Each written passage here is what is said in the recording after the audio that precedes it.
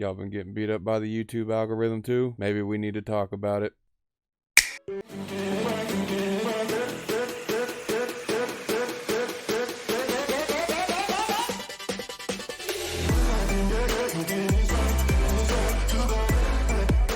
What's going on, everybody? It's your homie Kage Kami back at you with another video today, and today's topic is going to be about YouTube growth and how to optimize your YouTube SEO. I know you've heard it 1,000 different times before from 100 different people. You need to optimize, you need to find your niche, you need to do this. Well, I'm going to show you guys how I personally grew over from 43 subscribers to 150 in a weekend. And so I'm going to take you through this process now. It's 2021 and everyone, and I mean everyone, has some type of connection to social media. Even my uncle's goat has a Facebook.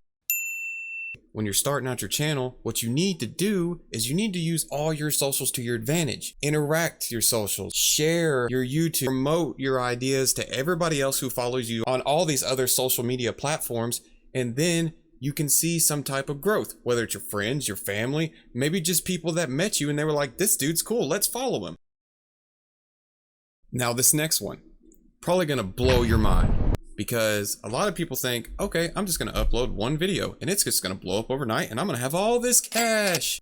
Well, I hate to be the bearer of bad news, but consistency is the key to forming a relationship with your audience that you're going to grow on YouTube. Now, you don't need to sit there and stress out. You don't need to sit there and be like, oh my God, I need to upload 20 videos in 1 month. Oh my God. Just stop. It's all good. See, the thing is, you need to take time to let your uploads marinate. Let it sit in YouTube for a while. That way, if you do your keywords correctly, you'll attract more attention to yourself over time. It's not an instant success. It's a grind. It's a job. Like, a lot of people focus this as their main job, and you need to treat it as your own business too, because you are your own brand. Now, this is one that's probably going to be controversial and more opinionated, but you need to make content that you enjoy.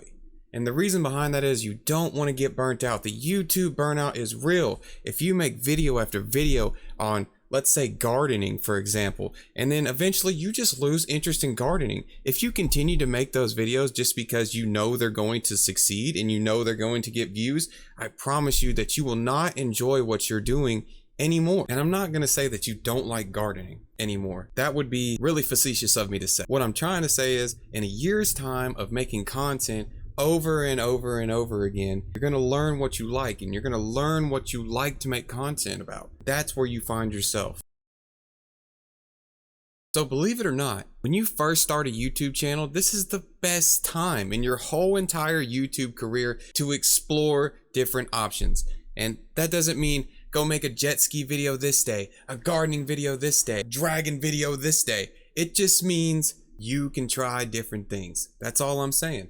And if you feel like you're making content for like the first few videos and then you're like, man, I don't really want to do this. This is kind of lame. You can change that now in the beginning before YouTube puts you in a category, and then you kind of have to follow their algorithm. The point that I'm really trying to stress is just focus on yourself. Learn who you are, what your purpose is for making videos, and then continue to grow every single time that you post a new video. That way, inside, you'll feel self-motivation to continue making the content that you actually enjoy making, and don't be afraid to diversify in the beginning.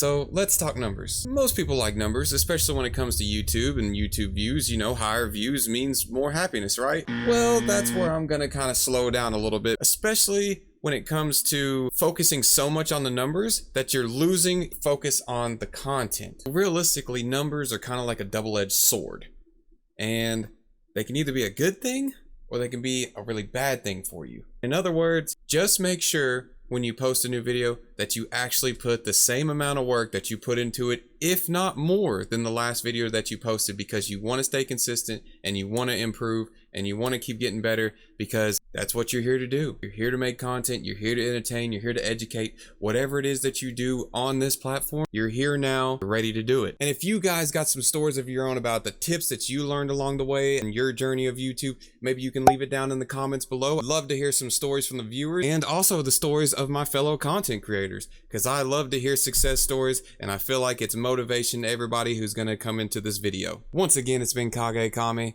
and it sure has been a pleasure to make this content, and I hope it helped you in some way, shape, or fashion. And also, if you don't mind, go ahead and hit that sub button, hit that like button. Let's get the YouTube algorithm rolling so I don't get punched in the face again. Let's go.